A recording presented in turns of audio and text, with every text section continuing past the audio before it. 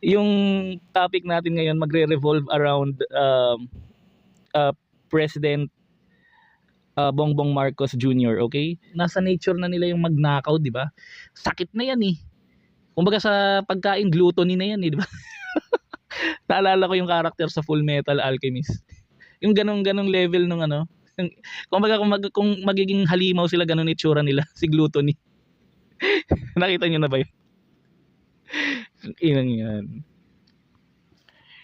Grabe ano, kung ano-ano na yung naiisip ko. Ayun o, Gluttony, Full Metal Alchemist. Yan, ganyan ang itsura na nila. Di ba? Gawin ko ng thumbnail to. Ayan parang matagal-tagal ko na rin hindi napanood to, no? Parang ang sarap lang pagtripan ng ano. Parang sarap lang pala panoorin uli yung mga dating anime, ano. Ayan o, yan ang itsura nila. Tapos kapag ka yung ano, yung worst na form niya ito. Oh, di ba? Grabe ano. Ganyan yung mga itsura ng mga ano, no? Politiko, no? Wala, panis yung buhaya. Si Gluto, hindi sila crocodile, gluttony sila. Yan oh. Oh. Grabe. Ayan guys, belated Merry Christmas sa inyong lahat and advance Happy New Year, December 29, Monday. Yung topic natin ngayon magre-revolve around President Bongbong Marcos Jr., okay? So nakalagay dito sa screen natin, do we still have a legitimate president? Okay, the warning signs are no longer subtle.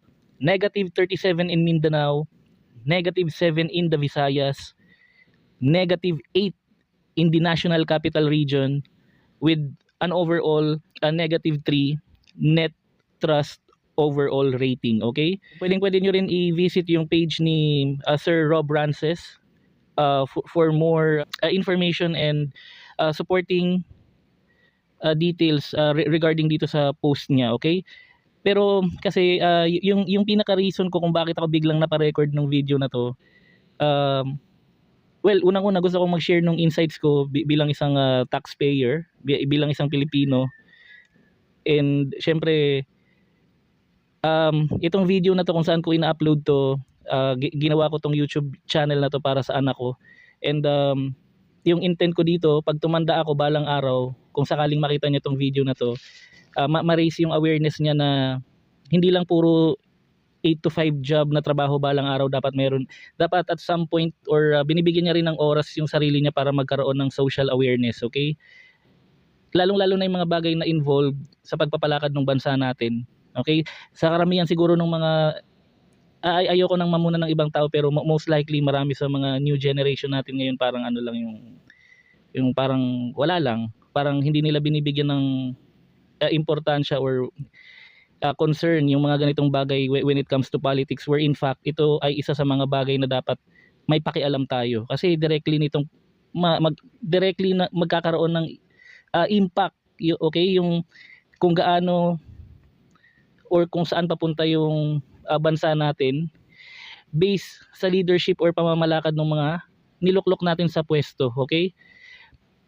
Now, yung pinaka reason kung bakit ako napa-record kasi pag in-apply ko kasi yung simple mathematics dito or specifically yung algebra, negative sa ano, 'di ba, yung sa geometry, yung sa mga quadrants, 'di ba, negative nasa ano to quadrant number 3. Sa naalala ko sa high school natin and yung college days natin. Negative 37 plus negative 7 plus negative 8, supposed to be dapat negative 52 ito. Kahit gumamit ka pa ng calculator dyan, ito yung pinapakita ko, ganyan dapat ang magiging resulta.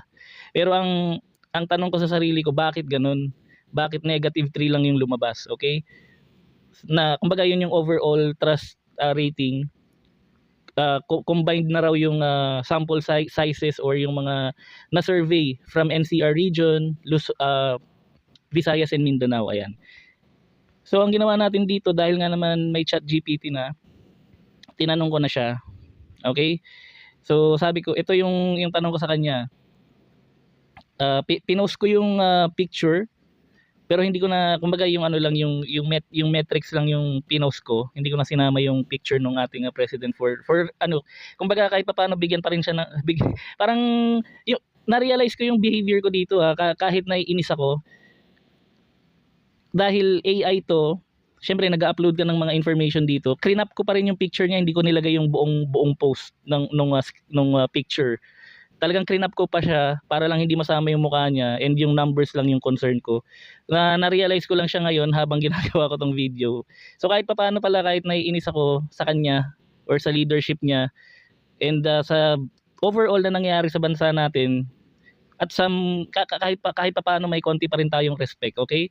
So this is a screenshot of a president in one country.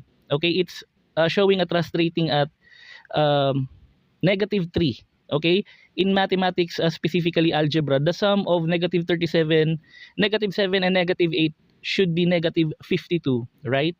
So ang sagot ni ChatGPT, yes, purely in basic algebra, you're correct.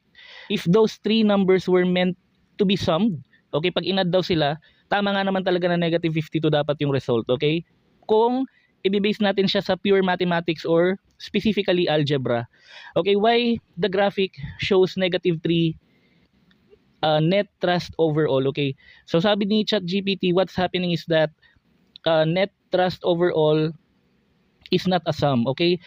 In opinion polling, net trust is typically calculated as the following formula. Okay, net trust is equal to percent trust minus yung percent ng distrust. Okay, so for example, yung net trust, kung ilan man yung sample size nila dito, kung saang specific location man yan, yung magiging sagot dyan is equal sa difference. Okay, kapag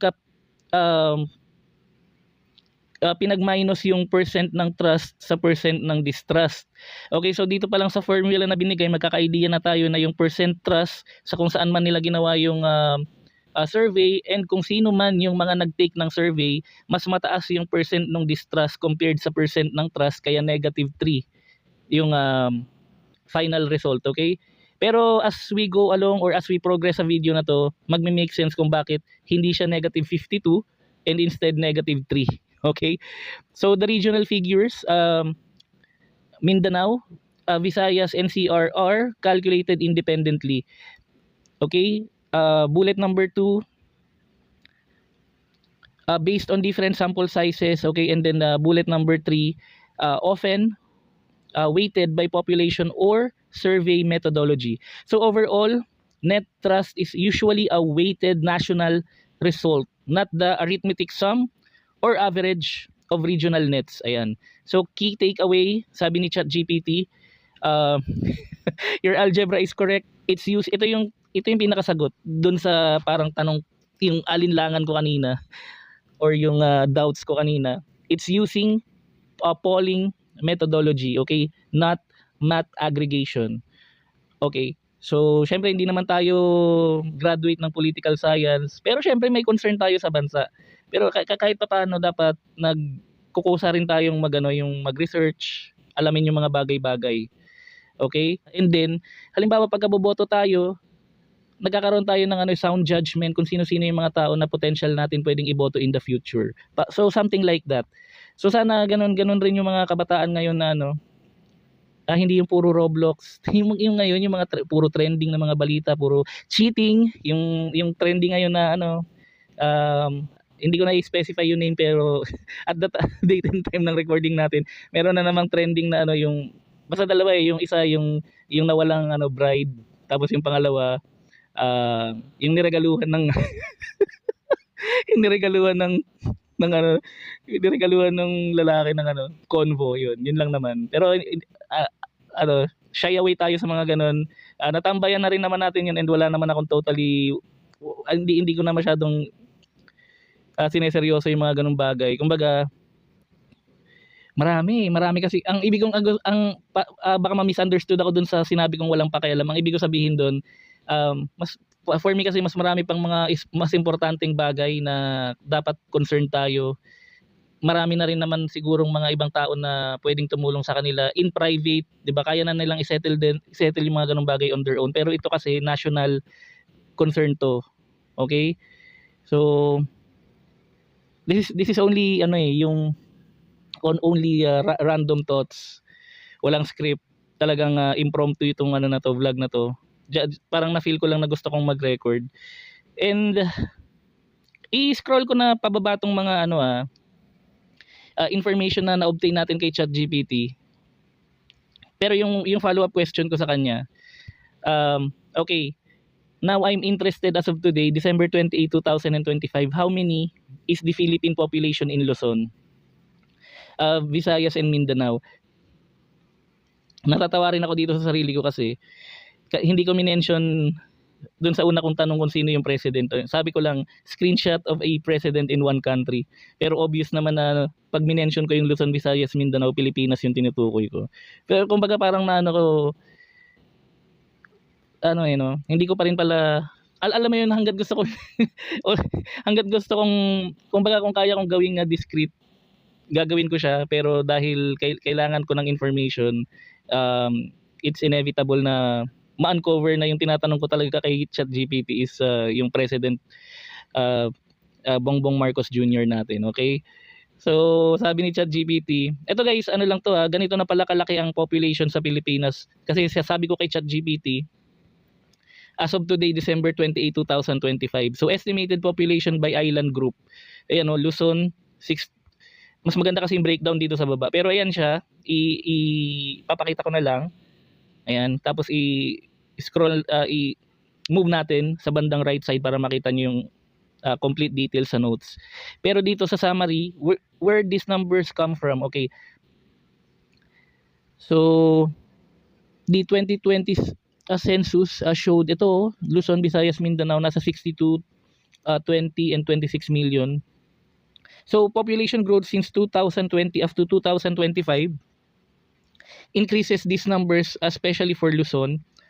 Data from separate demographic sources like Worldometers and World Population Review indicate the Philippines total population is now over 112 million. Wow. Ito yung link talagang sa Wikipedia niya talaga pinull up. So para naman kahit papaano yung vlog natin is based on research talaga, kahit basic lang. So ang dami na pala wait lang, as of December 2025, rough population figures for the major island groups are Luzon 64 million, Visayas 20 to 21 million, Mindanao 26 to 27 million. Totals may vary slightly depending on the exact data source and whether some Filipino populations, example overseas Filipinos, are counted, but this give a good approximate regional breakdown of the Philippines population today. Ayan. So sabi ko kay ChatGPT, the reason why I asked is that I want to know a possible breakdown of polling methodology based on the president trust rating I gave you. Okay, so kasi hindi, sabi niya 'di ba, ang sagot, ang thinking ko kanina dapat pag i-add yung negative 37, negative 8, and negative 7 equals negative 52. So I'm expecting na dapat yun ang sagot, negative 52, pero bakit negative 3? So sinasabi ni ChatGPT, dahil yun hindi kasi siya tinitignan as pure mathematics or algebra, may tinatawag kasing polling methodology. So yung part na yun, so ano naman, kumbaga hindi pa ako natutunawan sa sagot na yun, kaya nag-follow up question ako. So sabi niya dito, below is a plausible breakdown of how a poll report would be or could be. Mindanao negative 37, Visayas negative 7, NCR within Luzon negative 8. So dito pa lang NCR within Luzon negative 8, overall net trust negative 3 without violating mathematics. So ibig sabihin yung Luzon, specifically NCR lang yung sinurvey nila. Okay, so number 1, first, net trust is not additive. So itong mga part na to guys, i-show ko na lang siya sa video na to, pero pwede nyo siyang basahin habang pinapanood nyo tong video na to. And kasi ang gusto ko lang i-focus dito sa part na to is yung parang take away, para simple na lang. Okay, pero dito nakalagay sa part na to, itong number 2. Okay, population based weighting simplified but realistic. So important note, NCR is not all of Luzon. So tama nga, it's usually broken out because its opinions differ sharply. Ayan, so tama. Ayan, a plausible polling structure. Ayan oh. So yun nga. Ito yung nung nabasa ko tong information na to, parang dito nag-make sense sa akin. So a plausible polling structure, assume the poll reports NCR -8, rest of Luzon +12. Okay, this is the missing piece in the graphic. So dapat para mas transparent naman, siguro kasi naiintindihan ko naman na high level reporting yung binibigay sa mga balita or sa news, sa mga social media outlets na legitimate. So siguro it will help and makakadagdag na rin sa more accuracy kung gusto mong i-present ng high level yung information or data sa normal Filipinos. Hindi naman, it wouldn't hurt kung idadagdag mo pala tong rest of Luzon, di ba? So halimbawa, Luzon, yung una, number 1 Luzon, tapos ilagay mo doon 1.1 NCR -8, tapos 1.2 +12 yung rest of Luzon. Ibig sabihin, yung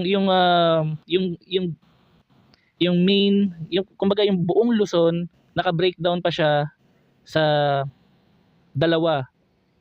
So under nung Luzon may NCR ka pa na data, tapos rest of Luzon na data or numbers, followed by number 2 Visayas, number 3 Mindanao. Pwede mo naman siyang i-present ng ganun kahit sa simpleng table eh. So now apply weights, for example. So ito, so parang ganito. Pero kasi yung sinabi ko kanina, mas gusto ko siyang i-present na tatlong kumbaga tatlong main rows lang halimbawa sa Excel, para kasi Luzon, Visayas, Mindanao, pero under na lang nung Luzon, naka-breakdown pa siya. Pwede mo siyang i-collapse between rest of Luzon and NCR. Pero parang ganito siya present ni ChatGPT.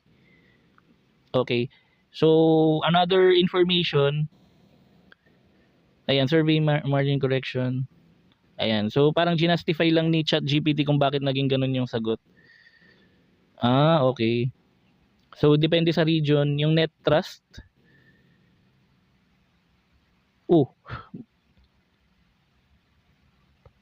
Parang medyo nakulitan ako dito biglang -5. Bakit? De ano lang to, syempre yung AI naman ano yan eh, syempre may iba siyang interpretation dun sa mga numbers, depende dun sa finifeed natin sa kanya. Pero wag na natin i-confuse yung ating mga sarili. And gusto ko lang palang i-reiterate guys na hindi lang ako basta-basta sa Facebook nagbasa nito Kasi kapag chinek nyo yung Google, ayan Marcos Trust Rating yung nilagay kong search. Makikita natin dito Inquirer.net, Rappler, GMA Network, Manila Bulletin, Philippine Star. Ayan. Talagang accurate yung information. Pero isa-select ko for the purpose of this video yung article. Maraming salamat and credits to GMA News Online. Ayan, kasi nakalagay nga naman talaga dito published. Ito yung published December 26 pagkatapos ng Pasko. Updated December 26 din. The net trust rating of President Ferdinand Bongbong Marcos Jr. slipped to -3. Ayan. Naintindihan ko na meron pa nandito rin si Sara Duterte, pero alam nyo guys sa standpoint ko, kumbaga kasi pagka sinunod natin yung yung natural course ng gobyerno, kung sakaling may kumbaga talagang sagad-sagara na yung dismay and magkaroon ng impeachment, something like that dito kay Bongbong, syempre wala naman tayong pagpipilian kundi yung next in line, di ba, si Sara Duterte. So ang implied message ko dun sa kakasabi ko pa lang na sentence is mas naniniwala na ako sa yung mga independent candidates na lang. Magsimula tayo na yung hindi nakabase sa kulay, walang yellow, walang pula, walang ano pa ba, pink. Ano bang kulay nila? Red and blue, sige. Most likely yun naman yung mga kulay nito. 'Di ba? Na lang tayo. Yung mas gusto ko pa nga yung mga independent na yung hindi gaanong malaki yung pondo sa eleksyon. So dapat tulungan natin yung mga ganong tao. Okay, why the graphic feels misleading but it isn't wrong. It's misleading because it omits, ayan oh, it omits the rest of Luzon. It invites arithmetic intuition. It doesn't show ways. Ayan, ito, it doesn't show weights or sample sizes. Dapat, yung table na to, mas okay to. Ayan oh, dapat ganito siya. Tapos meron pang third column for sample size. Pwede mo nga itong gagawin mo lang sa Excel. Tapos, pag breakdown mo yung Luzon, naka-breakdown siya between NCR and rest of Luzon, or kung gusto mo specific talagang kung saan yan sa Luzon, region 1, region 2, ganyan. Pero kasi kung wala yung rest of Luzon, parang din no. Parang yun, NCR lang yung importante. Parang ganoon no. Parang dapat anyway, sariling opinion ko lang naman yun. kasi halimbawa ako nasa Rizal ako, NCR lang yung inano mo. Oo, bakit yung positive tool? Dapat kasi transparent. Pwede rin kasing sinurvey talaga nila yung rest of Luzon, pero hindi nila nilagay yung rest of Luzon para magmukhang negative talaga yung impression. Kasi negative 8 siya sa NCR na nagre-represent sa Luzon, negative 7 sa Visayas, negative 37 sa Mindanao.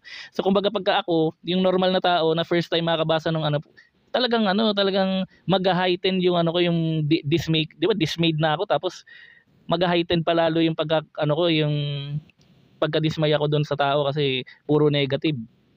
Wala kang hindi, kumbaga ako totally hindi naman talaga ako satisfied talaga sa na to, yung leadership ngayon.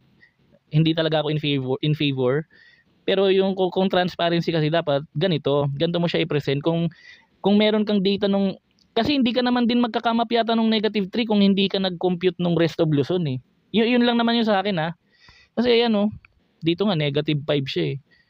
Kahit idagdag mo yung rest of, wala lang. Kumaga parang ako yung sa opinion ko dapat ganit parang kulang kasi. Tama yung sabi ni ChatGPT.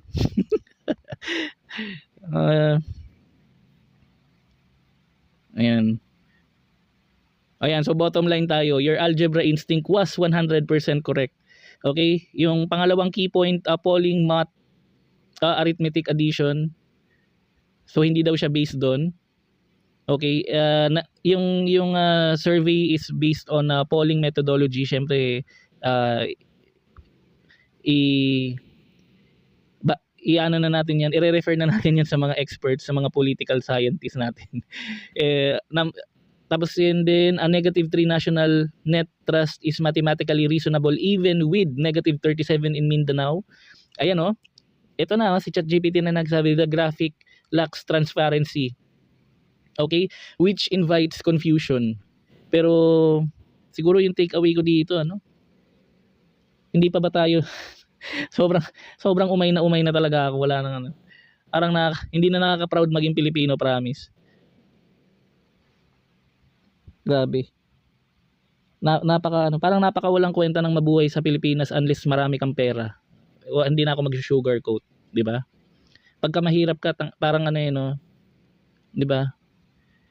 Yung panahon ng 1990s na-tolerate ko pa pero yung kumbaga siguro kung yung edad ko nung kumbaga yung kung bata pa ako tapos ngayon ako nabuhay, halimbawa nag-elementary ako ngayon. Parang ang hirap ng yung thought na lang na ang hirap magkabahay kahit may regular kang trabaho, 'di ba? 'Di ba ang dami. Yung mga company government benefits. Hindi na siya, for me hindi na siya significantly hindi na siya ganong yung impact niya parang na lang, parang band-aid solution na lang siya, hindi siya long-term solution.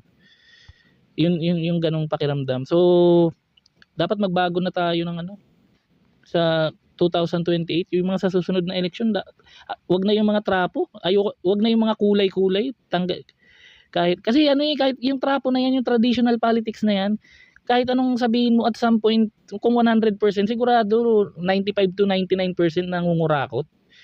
Kahit kasi yung tingin ko kada election talaga, na lang wala naman ng talagang totally 100% mabuti diyan, at some point nangurakot yan.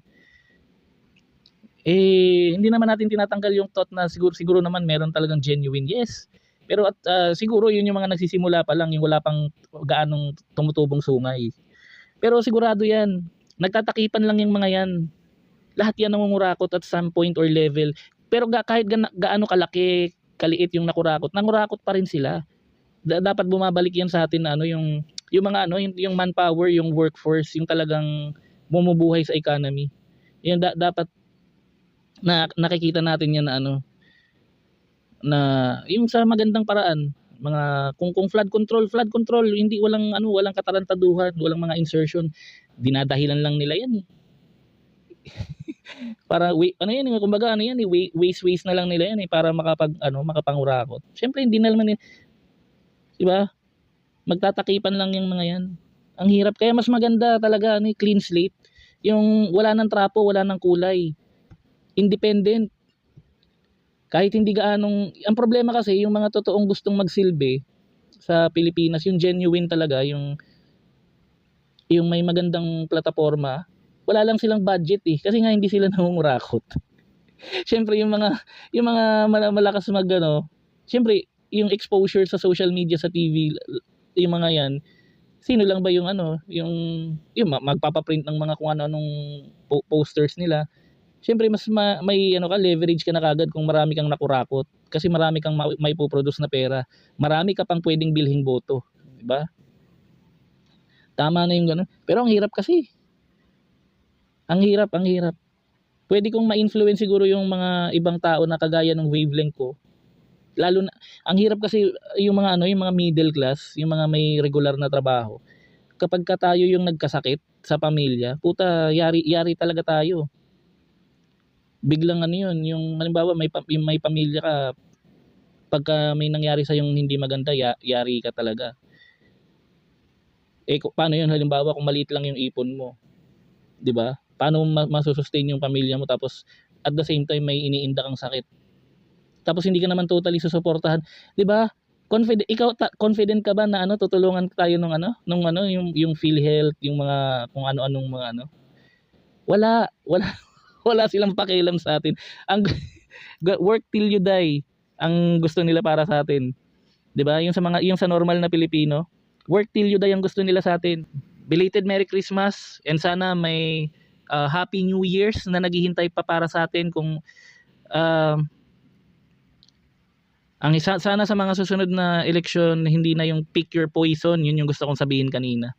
Kasi kada bumoboto ko, yun lagi yung parang nafe-feel ko parang pick your poison na lang. Lahat sila pare-parehas lason. Pero mamimili ka na lang nung hindi mamimili ka na lang nung lason na hindi ka ganong mamamatay. Okay, yung kumbaga hindi ka ganong yung kumbaga less damage, di ba? Para sa Pilipinas. Parang pick your poison, ayan. Nasa nature na nila yung magnakaw, di ba? Sakit na yan Kumbaga sa pagkain, gluttony na yan di ba? Naalala ko yung character sa Full Metal Alchemist. Yung ganong level nung kumbaga kung magiging halimaw sila, ganon itsura nila, si gluttony. Nakita niyo na ba yun? Inang yan. Grabe kung ano-ano na yung naiisip ko. Ayun Gluttony, Full Metal Alchemist. Yan, ganyan ang itsura na nila, di ba? Gawin ko ng thumbnail to. Ayan parang matagal-tagal ko na rin hindi napanood to, Parang ang sarap lang pagtripan ng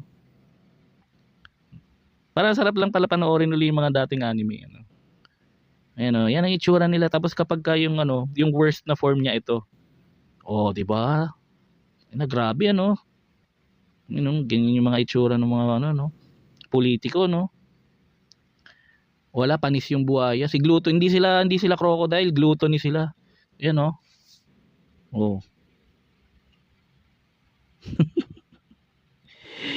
Grabe. Ayan guys, belated Merry Christmas sa inyong lahat, and advance Happy New Year. December 29, Monday, madaling araw, 12:36 AM Manila time yung recording ng video na to. Nag-decide akong mag-record ng video na to kasi nadaanan natin itong isang post, credits, and maraming salamat for the source and inspiration ng video na to Rob Rances Facebook page. Okay, so meron siyang Si Rob Francis meron siyang 173k followers. And according dito sa Facebook profile niya, isa siyang writer, okay? Neuroscience specialist, neuropolitics and positive neuroplasticity, neuroplastician. Ito yung mga details na nakalagay sa Facebook profile niya. And guys, disclaimer statement lang para sa video natin today. Kasi gusto ko lang i-reiterate na as much as possible gusto nating irespeto yung current government politicians natin na nakaluklok sa pwesto, pero at the same time hindi rin tayo pwedeng magbulag-bulagan. Kailangan at some way gusto kong tulungan yung anak. Yun talaga, yung anak ko talaga yung iniisip ko kung bakit ako biglang nag-open up sa video na to. So maraming sinadjust si ChatGPT na disclaimer statement, pero yung nag-fit sa gusto kong i-express okay dito sa video na to is itong unang-una, kasi meron siyang yung short, direct version, reflective, transformative, pero ito talaga yung nag-fit sa gusto kong message na i-convey sa video na to. So this video reflects my personal views and opinions as a concerned Filipino citizen. The discussion is based on publicly available information. So pinakita ko naman yan sa video na to. And is intended to encourage critical thinking and civic awareness. Ayan. I'm not affiliated with any political group. Nililinaw ko yan, nire-reiterate natin yan. Nor is this video created to attack, defame, or damage the reputation of any individual. So yan, gusto kong linawin yan. Syempre may respect pa rin tayo, pero yung sa totoo lang tayo. Okay, any opinions expressed are my own and are shared in good faith for public discussion. Okay? Okay. Good luck na lang talaga sa atin. Maraming salamat. See you sa next videos natin.